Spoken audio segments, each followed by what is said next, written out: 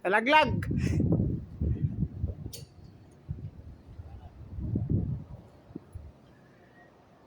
Si Kadari day guys, oh, walang takot oh.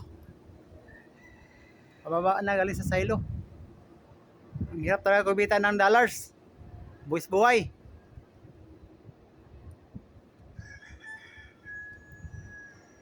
Ingat, ingat.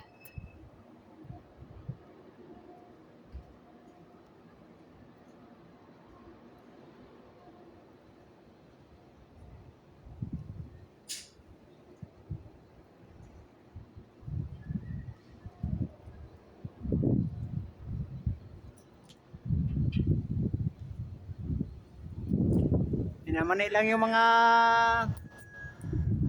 fourth floor na taas. Mani-mani pala yung ano, yung pawis, hindi pala yung ano, mani. Mani-mani yung pawis sa takot.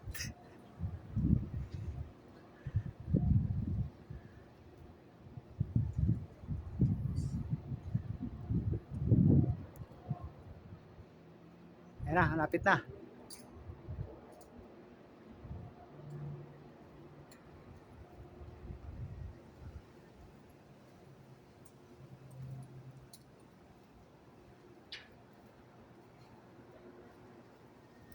Init. Na, sumabit yung wire ano.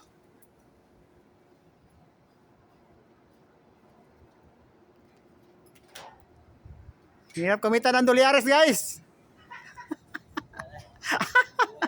Buwis buhay. Buwis buhay oh. Kumita ka man, pero buwis buhay. Taas.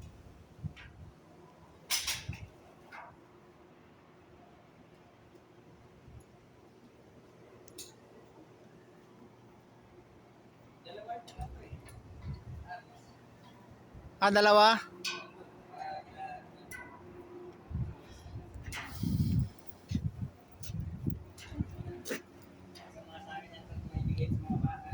Para malaman nila gano'ng kahirap ang mag-abroad. Mabilis lang gastusin pero mahirap kitain. Mario Joseph.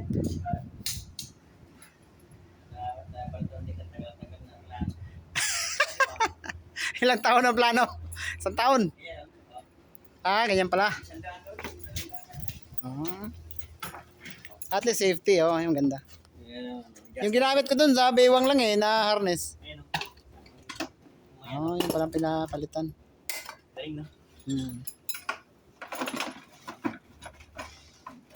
Para makita ng mga amo natin na palitan. Buti nakabili sila ng ganyan. Nakita ko nung Natago lang doon sa ano? sa baldi. Sa baldi pa pala. Oo, sa baldi ko talaga lagay niya. Maganda nga itong dalawa to. Kala ko nga pintura yata yan eh. Tinanong ko sa kanya tinuro niya, ano na kalaki naman yan. Ginamit nila sa taas, hindi naman sila pag makita ko, hindi man ako gumagamit. Sa ano? Sa ilo, ano na yun? Cement silo. Up, yeah. Amini. So, oras po. Nabigyan na, laki na. Binasag ko siya kasi yung connection dito, inaan ko yung connection dito kasi yung ginawa ko, dito ko kinabit. Iba pala yung ginamit nila dito sa isang side na to. Kaya kailangan kong basagin Ito naman, hindi ko na makuha ito, ibabalik ko sana roon. Tigas-tigas Baka naka-ano rin yan, naka-semento na. Sa tagal pa simula nung binili ata. Nandito mo lang na yan Raul to, hindi na to. Hindi na. At least okay na. Nasa 4 years ulit dito. Taas guys Buwis buhay.